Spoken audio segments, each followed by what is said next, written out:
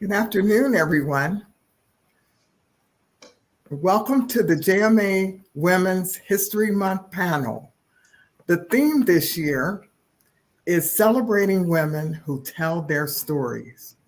As a woman who leads two companies and who is a co-partner in another, it is important to me to inspire young girls to be whatever they dream of becoming. My goal is to hire, help educate, and advance women into leadership roles. For years, we women have been labeled as being too emotional, too aggressive, and not being great leaders. Well, I beg to differ. As a retired military woman, I now see women commanding ships, flying fighter jets, being astronauts, leading Fortune 500 companies, and leading so many other entities that many thought would never happen. I always reflect on something that President Obama used as his campaign logo. Yes, we can. We can do anything we set our minds to accomplish. Today, we have a few women on a panel who are in key positions at JMA Solutions who will tell their stories of empowerment. So I'm going to turn this over to our moderator, Lynn Moore, who is one of our key program managers and leads a team at Oklahoma City, who is going to moderate the panel. Lynn is a native Oklahoman with over 20 years of experience in project and program management. Lynn has been with JMA for 8 years and is the program manager, as I mentioned, for our engineering support contract with the National Airspace Systems Defense Program in Oklahoma City. She is also a trainer for our PMP certification prep courses. Today, we're all in for a treat. Lynn, I'm turning the program over to you. Thank you. Thanks for that introduction, Jan. I'm really happy to be the moderator for JMA's Women's History Month panel discussion. It's given me a chance to know a few of my colleagues better, and I must say they're an impressive group of women. I am very excited to have joining me Yolanda Morgan, our contracts manager, Daphne Vasquez, program manager, and Monica Tingle, our cybersecurity specialist. So excited to have you guys join me. This should be a really good discussion. So to start off, tell us a little bit about yourself and then the person in your life who most inspires you and how they inspire you. Let's start with Yolanda. Good afternoon, everyone. I am Yolanda Morgan, and as Lynn said, I am the contracts manager. I've been with JMA for 12 years. I'm a native Texan, and the person that inspired me the most was my mother, of course. I think all mothers are the beginning of our lives, inspire us because they tell us you can be anything you want to be, you can do whatever you want to do. But I did see that in her. She was the person that did everything, and there was nothing I didn't think she could do. And up until her death, she proved that there was nothing that she couldn't do.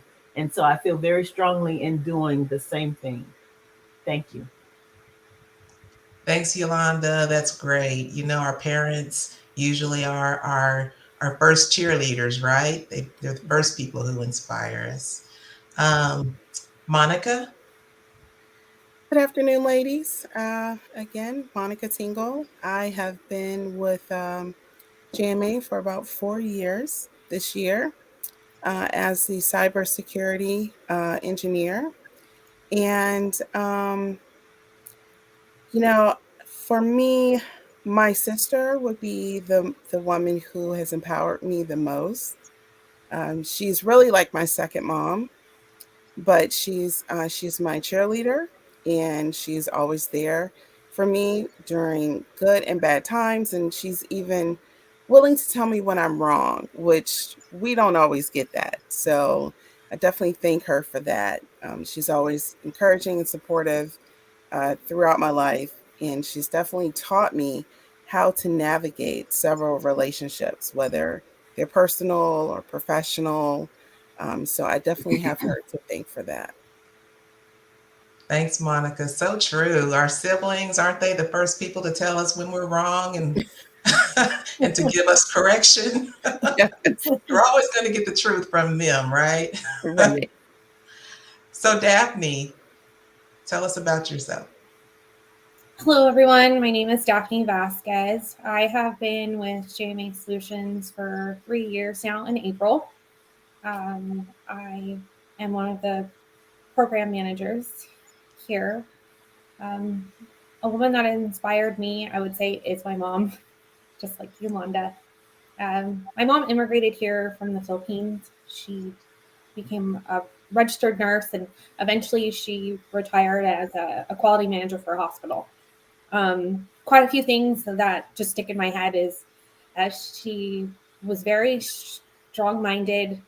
She was always telling me to always put your best foot forward and to be the person that I really am today. And she has a lot of things that are always stuck in my head of what I should be. So I would say it's definitely my mom. Thanks for that, Daphne. We really appreciate hearing that. So next question for everyone. You know, we always talk about inspiration, and when you get women together talking about work in the workplace, we talk about empowerment. But empowerment can look different for each of us. Why don't we start with Daphne this time? What does empowerment look like to you? Empowerment to me means that you are taking that initiative to take those steps to where you want to be. That's really what it looks for me. You're not waiting for somebody else to give you those steps or what to do. It's you taking that into your own hands.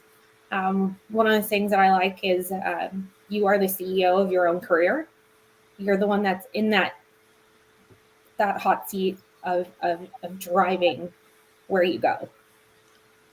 Thank you. What about you, Monica? For me, empowerment looks like encouraging and uplifting other women. I think so many times we feel somewhat intimidated by other women. So I think if we remember that we're not in competition with one another, we can support one another, we can laugh together, cry together, deal with the challenges that we face day in, day out. But definitely, encouraging and uplifting other women because we play so many roles. We're spouses, moms, caretakers, some of us are even students. So it's good to know that there's someone who's cheering you on, who wants you to succeed. Thank you. And Yolanda? Empowerment looks like to me a person or individual breaking out of that shell, whatever that shell might be. Maybe speaking in front of people, and they take a couple of courses, get a mentor, and then the next thing you know, they're up there in front of thousands speaking. That to me is empowerment because they broke through that shell, whatever it was, that held them down. They worked and persevered through it, and they became the person that they wanted to be and able to speak in front of people. So empowerment is just breaking through, doing whatever it is that you fear the most, taking that fear out of it and just going after it and doing it. I so agree. I so agree. And when we talk about empowerment, all of the things you said are exactly the things that I was thinking. I might also add is, a lot of times as women, we feel like we have to ask permission, right? And we have to encourage ourselves and take more chances, right? And it's okay to make mistakes, empower ourselves to make those mistakes and to follow through. So thank you for your answers to that. And along with that, sometimes it's really hard. We find ourselves in situations that we're not familiar with. New situations that we didn't expect to be in, and we really have to find ways to encourage ourselves to get through those situations. And for me, I have this song in my head by Lizzo, right? Feeling good as hell is my mantra, right? Sometimes I catch myself even doing like a little mental hair toss and checking my nails, but that's my empowerment song. So I'd like to ask each of you, how do you empower yourselves? What words do you tell yourselves? Maybe you even have an empowerment song to encourage yourselves in those situations. Let's start with Yolanda. For me, it's not necessarily a song. I have some mantras that I say over myself. I choose joy. I choose me. I release the pressure to perform because for me, sometimes I feel like sometimes the pressure is so strong for you to perform and to be perfect. But I don't have to be perfect. I'm human. So humans make mistakes. So I tell myself every morning, I choose joy. I choose me. I release the pressure to perform. Excellent. Thank you. What about you, Monica? Well, I often coach myself in the mirror. I know that may seem a little crazy, but sometimes you have to give yourself a pep talk, just to get going. But I often think back growing up, there's, an old saying or not really an old saying, but, this too shall pass. So we're always faced with different things, challenges, and, it's not going to last always. So I have to remind myself I can get through this. I'm going to do this today, and tomorrow's another day. Tomorrow's a new day for another challenge, a new challenge. That's awesome. Thank you for that. How do you encourage yourself, Daphne? I would say it's lead by example. I've worked in several different industries where it's predominantly men. And so I find that sometimes it can be a little tough and intimidating standing on your own. So one of the things that really sticks by me is not being afraid to lead. And even if you're not in charge, just keeping in my head that that I empower myself, that I can do that too. And I can stand up and be there, even if that's not my title or if that's not where I'm at, I still can be in there and make an impact and make a difference. Absolutely, absolutely. And you touched on something that's really key. Just because we don't necessarily have the title of leader, we lead from whatever positions we're in, right? We can encourage and lead others, whether we actually have leadership title or management title, we still can lead. Thank you guys for that. My next question, mentorship. We are so fortunate with JMA to have a lot of women in leadership roles and that we can look to as mentors. But let's talk about mentorship. How important is it to have a mentor, and what do you look for in a mentor? Yolanda. I think it's important to have a mentor, but you have to have the right mentor. All people are good within themselves and within the things that they do, but it might not be the right person for you. So you have to find the right mentor that gives you the empowerment to feel that you can and to teach you how to do the things that you feel that you can't do.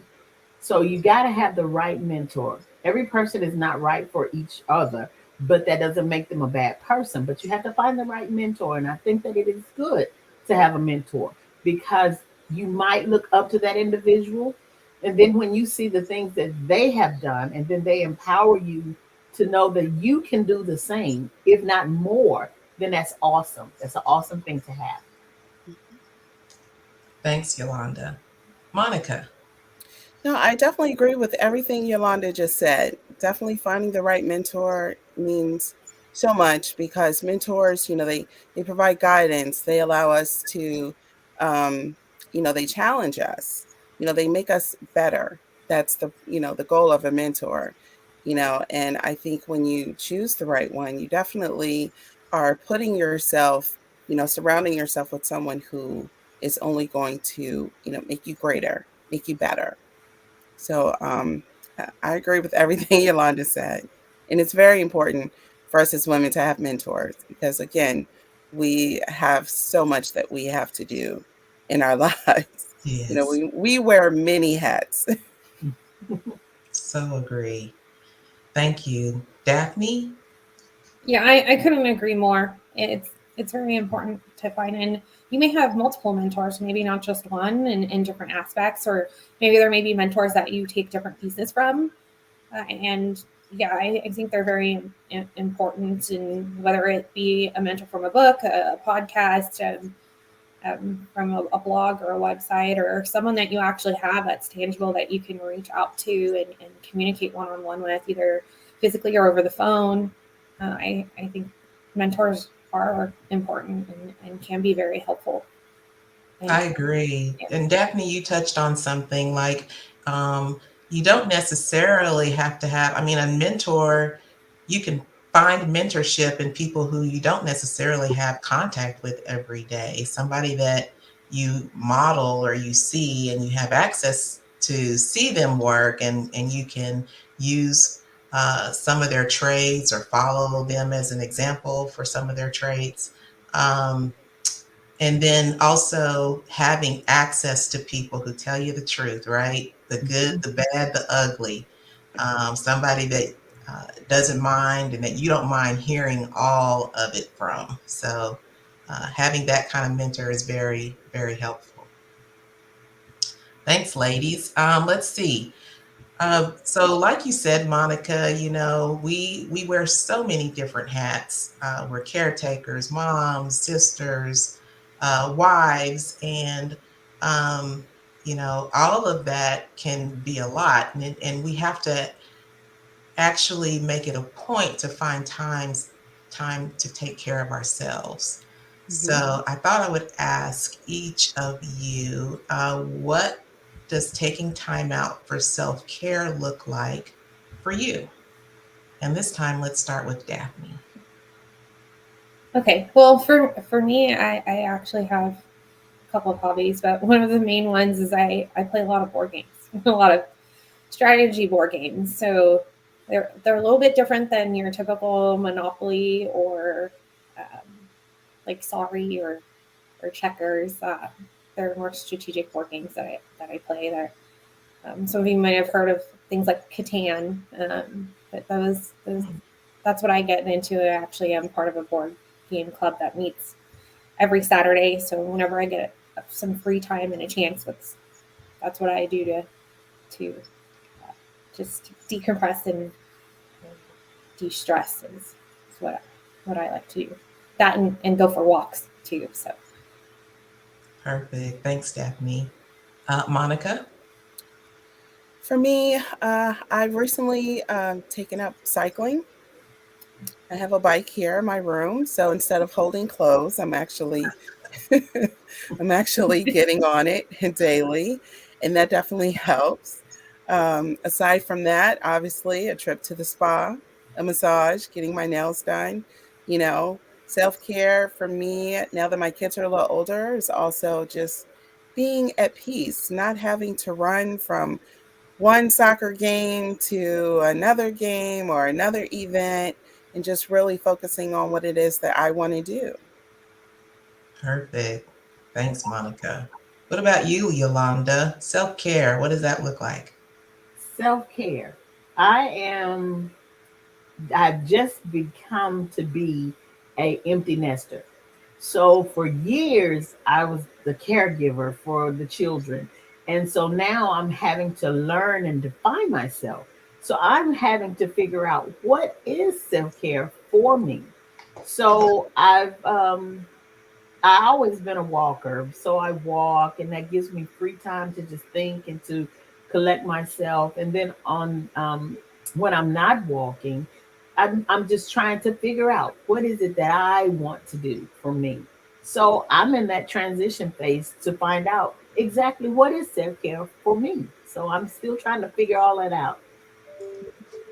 Well, enjoy. I hope you find some really good things to enjoy as an empty nester to bring you that self-care, because we all need it. We all need to be able to step away and take care of ourselves. So my next question might sound very similar, but it has to do with work-life balance. What does that mean for you when people say work-life balance, and how do you achieve it? Monica. So it took me a long time to define that for me. And what I've determined is that I have to cut my day off at a particular time. Because if not, I will make dinner, eat dinner, go back on my laptop. I'm doing, preparations for upcoming meetings. And I still do a little, just a little, but I've gotten so much better with, shutting down. At 5 o'clock, I'm done. If there's something that pops in my brain, then I may go back on my laptop, but it's not a consistent, thing anymore. So I have to know when to turn work off and when to play so that those two do not overlap, because it's easy to do, especially if you're teleworking from home. You're always working. Yes. So definitely having a hard stop during the day is something that that I'm working on. Sounds good. Yeah, I have to admit that with COVID, because I was so used to going into the office every day, and when COVID hit and we did more teleworking, I felt like I was always working. Mhm. The computer's there, and if I wasn't doing something else, I was just sitting here. It was hard to know, okay, I guess it's time to get up and walk away from the screen. So Yeah. yeah, that was hard. What about you, Yolanda? What does it mean when you hear work-life balance, and how do you achieve it? I think work life balance is when you're off, you're off. When you're on, you're on.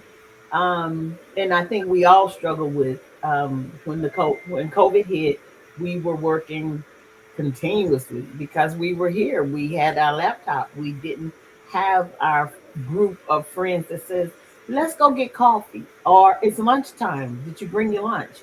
or "What are you cooking for dinner?" And triggers your mind. It's time to get off. I have to go home, or I have to go catch my bus. If I don't catch my bus, I'm not going to get home, whatever the case may be. So I think work life balance is work when it's time to work, whatever that time is, and off when it's time to be off. And stick to that. Don't For me, I'm learning to not just stay at this computer continuously. It's okay to get up and go get water. It's okay to get up and go have a break for a minute. So I think I have to learn work when it's time to work, get off when it's time to get off. Thanks, Yolanda. What about you, Daphne? All of this sound good to you? Yeah, for work life balance, it's definitely learning to cut off, especially when you're working remotely and teleworking, having the ability to do that and not trying to sneak back on, because it's so easy for you to just open up your laptop and just start and keep going.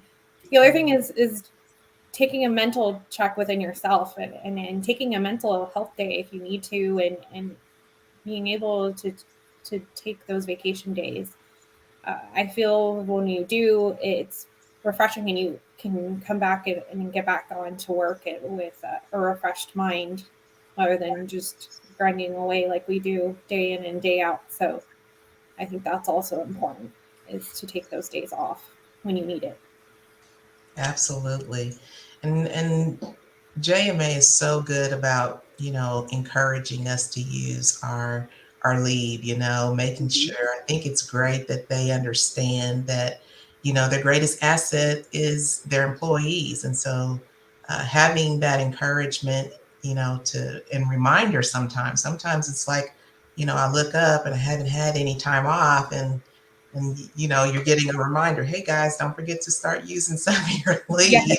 So that is nice to have a company that thinks about those things where your mental health can be concerned, right? If you're not taking those days off, it That is correct. definitely impact that.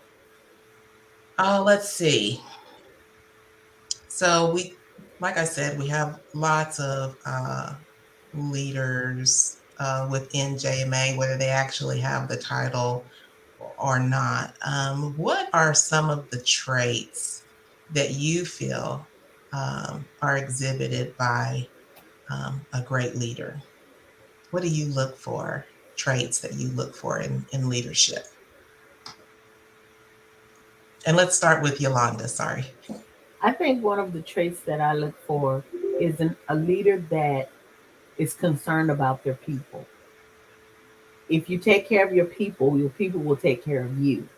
Meaning, if I'm not good, then I'm messing up the contracts, I'm messing up numbers. But the leaders that I have had at JMA make sure that I'm good. And when we were in the office, they would come by, you good today? How are you today? That type of thing. And when they know how to say thank you. Not all good leaders know how to say thank you. But I feel like if you take care of your people will take care of you. Absolutely. Absolutely. Thank you. What about you, Monica? I definitely agree with what Yolanda said. And just to piggyback off of that, I think it's, for the leadership at JMA, I noticed right away that the women, especially at JMA, they always made it clear that their doors are open. You can come to them if you need something. And that makes you feel really appreciative, being a part of the team. But as far as traits, I feel a good leadership trait is communication, being able to communicate effectively, whether it's positive or negative, constructive, it's being able to express and articulate what it is you're trying to say, to everyone is definitely key. Thanks, Monica. I so agree. Daphne, what do you see as traits? Um, Transparency, them being transparent on what are the goals, where the organization's going, having the ability to also share wins, being able to communicate those wins from the top down and from down up as well. I think is really important. I agree. And I that's one thing I feel like JMA is really good about is, we know where the company is, what the struggles are, what the wins are. They're very transparent with the team as far as that goes. And then also what I think is a good trait is listening. I always feel like I'm heard here at JMA. I feel like the C-suite or JMA, they hear us, and I really appreciate that in leadership. So I think we're drawing to a close for this panel. And I want you guys to know I really appreciate your participation and your words. Um, Great discussion. And it's just been a pleasure to get to know each of you better. So thank you for participating. And I'll see you guys in a few. Okay, Thank thanks, you. Lynn. Thank you. Thank you. So now we will be transitioning. We have 2 additional panelists that will be joining us. And like I said, it's just been great getting to know my co-workers in this light and being able to talk to them about this topic over Women's History Month. So without any further ado, if we're ready, I think I'm going to now introduce to you our final 2 panelists, Julia Bogaevskiy, who's a program manager, and also Aji Njie, who's a human resource business partner. And so thank you both for joining me. And I'm going to start off and give you both an opportunity to pronounce your names correctly. But I'm going to start off and let you guys introduce yourselves, and then also the same question. Tell us about the person in your life who most inspires you. So let's start with Julia. You're on mute, Julia. Oh, sorry, Julia, you're still on mute. Of life nowadays. Hi, my name is Julia Bogaevskiy. I'm a program manager at JMA Solutions. I've been with JMA for 9 years, so approaching my 10th year right now. I'm very excited. I most definitely think that my mom has the most instrumental part in everything that I am and have become. She always inspired me to follow my gut, to keep moving forward. And she always brought up that women intuition is a real thing. So, if this is the direction that you choose, that's the direction you choose, and that's the decisions that you make, and you learn from the decisions that you make. She was very adamant about standing strong, both figuratively and probably literally when I was growing up. So she's definitely been my driving force. Thanks, Julia. What about you, Aji? Hi, guys. I'm Aji Njie, and I have been with JMA for just about 3 months, and I'm the HR business partner here. I would say the most influential woman I would say in my life would have been my grandmother. I'm not being biased because I was named after her, but my Aji was resilient, and I've always admired her service to others. She was a midwife in the Gambia, West Africa, and she had a nickname called Nurse Jang because everybody knew how caring she was, and she just empowered everyone that she came across. And I think that unwavering support and encouragement I had from her was the reason why I was able to pursue my dreams and be the best version of myself. Thank you for that. Grandmother, we hadn't heard that one yet, so that's awesome. And then my second question, I'm kind of going to follow the same line of questioning. So you guys may have already heard these questions, but what does empowerment look like to you? And I'll start with Aji, sorry. I would say empowerment to me means like having the confidence, knowledge, and resources towards like achieving a certain goal, or just one's goal in life. It looks like when you're advocating for what you believe in and having access and opportunities that can help you succeed as well. Thank you. Julia, empowerment, what does that look like? Well, definitely putting yourself forward. Keep moving and breaking those barriers. I believe our other panel members brought up so many wonderful points about, facing those challenges head on and knowing that you have that voice and you have that position where you can actually create some change and create some great improvements. And taking on those opportunities is sometimes, albeit scary, but there's learning in all of the opportunities that we have and grabbing onto them, not being afraid to jump right in. Absolutely. Absolutely.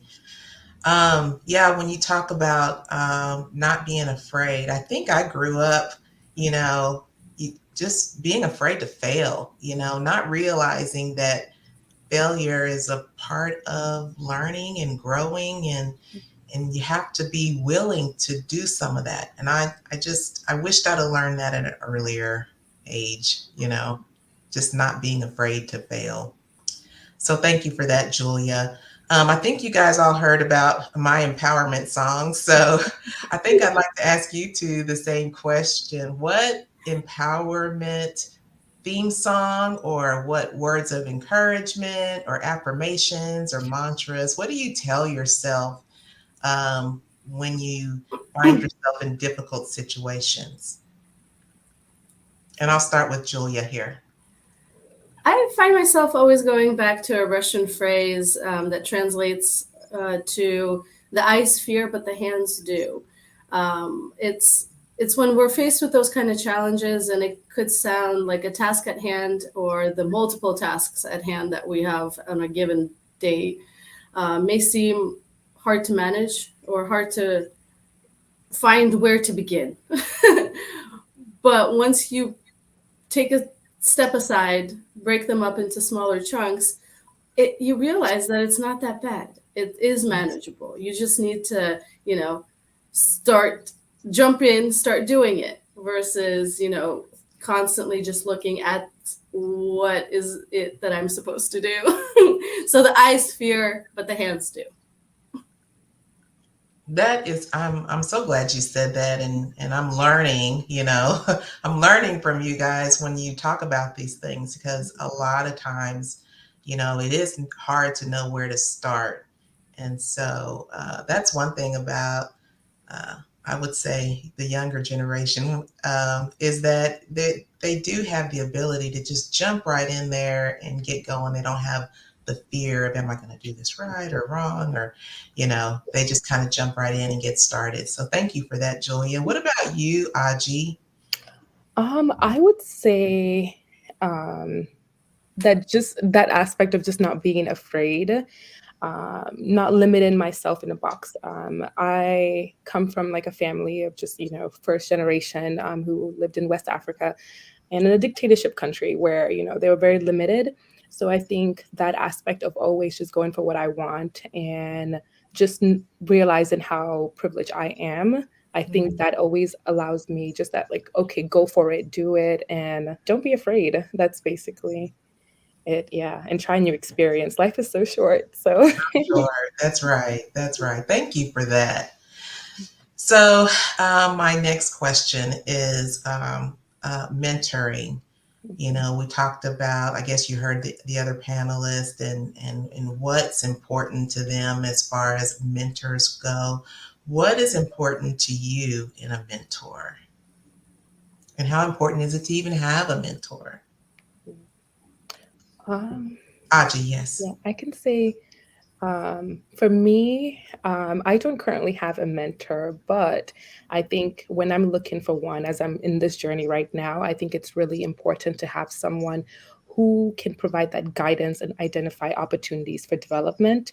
I think it's really important, someone who can share their experience, not just only about work or professional, but also life experience, where sometimes you get stuck and you feel like you can't move forward. So these people have gone through it. Having a mentor who has some experiences that can kind of bring insight that, I've went through this, you can also go through it, and you'll make it out on the other side. So I think that's super important. That's great. Julia? Mentorship is definitely very important. I had a mentor that really instilled the confidence that, you're new, but you can learn it, you can understand it, not necessarily giving me all the answers, but pointing me in the directions where I could find the answers and kind of figure it out for myself. But at the same time, I think I'm very fortunate to work for JMA, where we have so many women that I look up to and have those leadership qualities that I very much respect, that give me who do I want to become when I grow up is women at JMA. It's the good, the bad, the ugly, the honesty, the transparency, and I feel like I learn from everyone every day. I couldn't agree with you more. Thank you, Julia. Definitely couldn't agree with you more. So the next question, again, women, we're mothers and wives and teachers and caretakers and, we're holding down full-time jobs and, then full-time jobs at home. So what does self-care look like for you? And I'll start with Julia. What is Definitely love to read. I'm often seen with walking around with a book. If it's I read from romance to detective to murder mysteries, and walking. It's so important to just get out there. It's a little bit of exercise, but it's really mind clearing. It gives you that opportunity to step away from all those challenges, from the work, from the kids, even sometimes with the kids. If you take a walk, it's the fresh air that really clears the mind. And I find those two are my big go-tos. Sounds good. Thank you. What about you, Aji?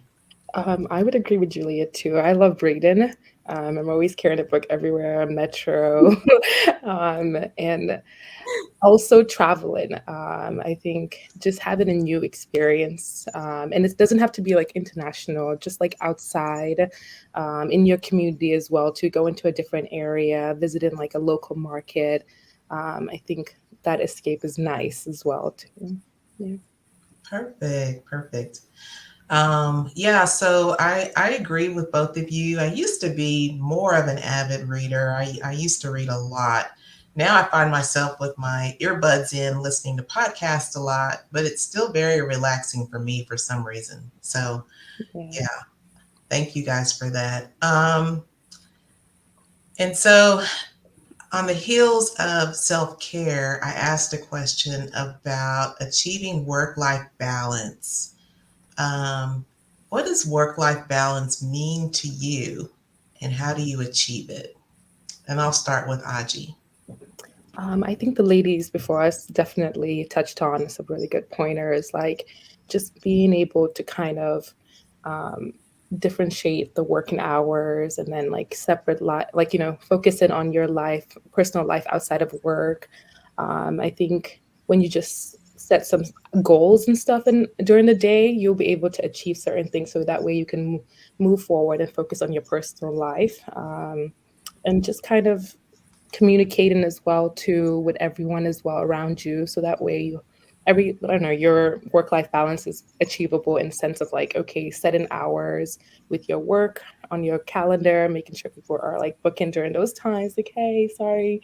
And just blocking out time as well too. I like the Pomodoro method, where it's kind of like you'd work 25 minutes or an hour and you take breaks. It's just like segments. I think that allows you to kind of be a bit more balanced in just while you're working, and even just with life as well too, being able to take breaks in between. Yeah. Absolutely. What about you, Julia? I know you got a lot going on, so. Yeah, with two little girls, it's definitely a lot of moving pieces. I do agree with all the panel members, especially I agree with what Aji said, is taking those breaks during the day.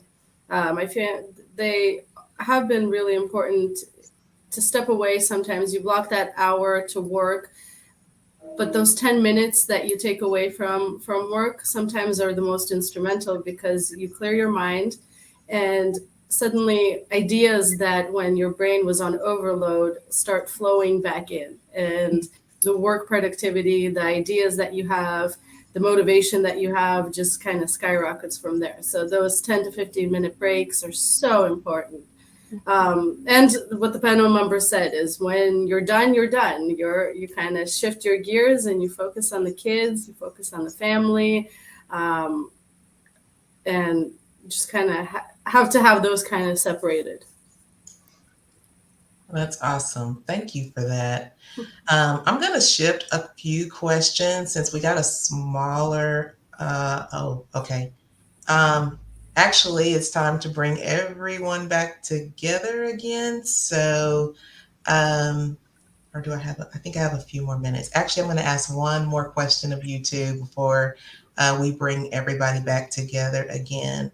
JMA is really all about giving back in the community. And I mean, they've taught me so much about giving back. I mean, I'm in Oklahoma and headquarters are in DC, but JMA always makes sure that even in Oklahoma, you know, we are able to give back to this community as well. I'd like to ask each of you, how do you give back? In what ways do you give back? And let's start with Aji. I think in different ways. Firstly, through charity as well, to giving donations, and also supplies. So me and my mom actually yearly send supplies to an Arabic school, books, and just kind of some materials. Maybe it might be clothes, book bags, pencils, and we always give back on that. And then also just anytime there's opportunities for my friends, I feel like that's something, jobs, whether it's like events, giving back and just giving them that opportunity as well too, because sometimes we're in certain spaces that we know about things and other people don't. So I think Sharon is very caring. Sharon is caring. So Caring, that's right. Thanks, Aji. Julia? Well, education's extremely important for me, and that's something that I focus on with my daughters. We do a lot of homework, a lot of math homework, and really trying to focus on their education. So through that, I've been volunteering at my daughter's school, at all the school events, the book fairs, the international nights. So just to help to show her that I'm there as well, that it's important for me to help her school. It's important for me to show how much education means for us, and to just be present with her, because she's our future, one of our future leaders. And Absolutely. for me, instilling that and instilling what my mom did for me is something that I am focused on for right now for my girls. I think that's great that you both talked about education, and you know, I know that that is very important for JMA as well, to give back and to educate, help those who are, you know, struggling in their education pursuit to be able to do that. So I think it's just right in line with, it's great to work with a company whose goals are very similar to our own personal goals. So Absolutely. that was good to hear. All right. So now I think we will kind of get back into a larger group if we're ready for that. Welcome back, Monica and Yolanda and Daphne. This has just been a really great conversation. It's just been a pleasure to be able to talk to my colleagues about all of this. I just want to ask one closing question of each of you. And knowing what it took to get to where you are now, what advice would you give your younger self entering the workforce? And let's start with Monica. Advice to my younger self, I would have to say, leave no stone unturned. Take advantage of every course, every webinar, every, conversation, take something from it. 5 years in and you're wishing you would have done something differently. So, when you're younger, you have more energy, you have more time. So definitely take full advantage to evolve, to become a better, at whatever it is that you're doing, invest more time, do as much as you can now. Don't wait. I agree. Thank you, Monica. Julia, what would you have to say to that question? I think Monica said it wonderfully. Don't wait, jump right in. All the additional education that you can get, whether it be through the company, through new opportunities that the company presents, or looking into additional degrees and certifications, jump at it, because while the noggin's working, let it work for you, and definitely set yourself apart that way. Thank you. Aji. I would say don't be afraid to change course. I think there's sometimes when you believe that, this is the journey that you're going to be at, but, opportunities come and take it because you just never know where it's going to take you. And it led me to JMA. So by making that decision. So That's good. That's good. I'm so glad you made it to JMA. Daphne. Yeah, I agree, and that's what I tell my kids all the time is to take those opportunities as they come. Don't be afraid to try new things. Get out there. You are the one that's in charge of the path that you take and where you go, and try things early, like Monica was getting at as well. It's important to try them now while you're young, while you have those, and as those opportunities come, take the initiative and take those opportunities and see where they take you and where they go. Definitely. Yolanda. I would tell my younger self, believe in yourself.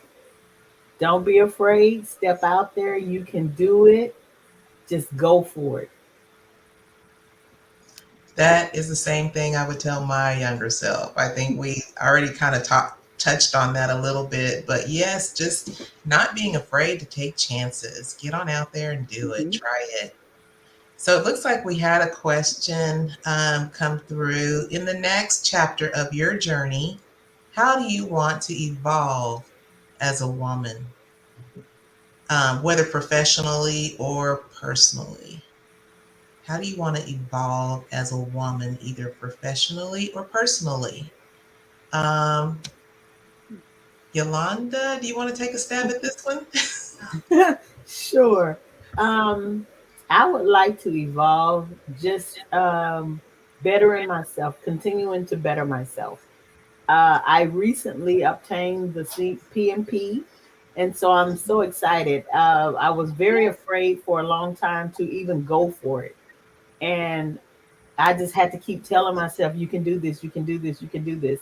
So I would just like to evolve, just continue to grow, to continue to learn, and just, help others, reach out, give another person a helping hand to pull them up to say, you can do this too. Come on, let's do it together. So that's what I would like to do. I love that. What about you, Aji? Let's have another response. um, like kind of Yolanda, just being a better version of myself. And yeah, that's the best thing I think you can do for yourself every day, just being a better version of yourself. So yeah. Okay, sounds good. Evolving as a woman, professionally, personally, Julia? Well, it's definitely not to stop now, to keep moving. I've been fortunate enough to get on the CMMI appraisal team. We got our CMMI recertification successfully last year with I led that effort, which was really exciting. But I feel like there's so much more certifications, more things about program management, more things to learn, that today's not the day to stop and to keep going. Very good, very good. All right. So Daphne, would you like to take a stab at that one? I would say continuing to learn, as well as sharing the knowledge of the learnings that I have taken away up until this point. So continuing to learn, because there's always something to learn every day, and making sure that I'm sharing that knowledge back with others along this Sounds path. good. Absolutely, absolutely. All right, we have another question, and I'm gonna see if Monica will take a stab at this one. In a male-dominated industry, how do you defeat imposter syndrome and embrace confidence in the work you do? Wow. Definitely believing in myself, knowing that I am capable, I am experienced enough to do the job, and putting my best foot forward. And not being intimidated by the male gender, because we know that can happen. You know, I'm here for a reason, you know, so I'm going to do my very best to do the job. Absolutely. And I'm going to respond to that one as well. I agree completely with you, Monica. I don't think imposter syndrome is a bad thing, you know, for to start with, you know. I mean, it's okay to fake it till you make it, right? And sometimes that just means, you know, showing up as confident, even if you're like jelly on the inside. You know, I'm going to show up as confident. And you know, and in a male dominant, I mean, we've probably all been the only female in the room at one point or Yes. another. And all eyes are on you anyway, right? It's not like you can hide it. You're the only female in the room, or you're the only minority in the room, or you're the only whatever it is in the room. You can't hide it. All eyes are on you. So take advantage of it. You know, use your voice. They're listening. You've got their undivided attention, so you may as well take advantage of it.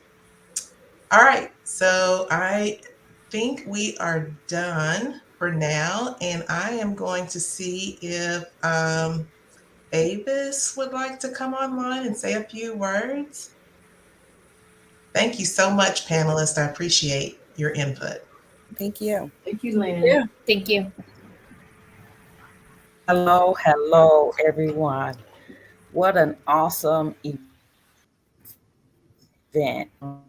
The dynamic women that I work with and all that they bring to the table, how we encourage each other, how we strengthen each other. And it doesn't matter whether you're the program manager or you're the cybersecurity specialist. We all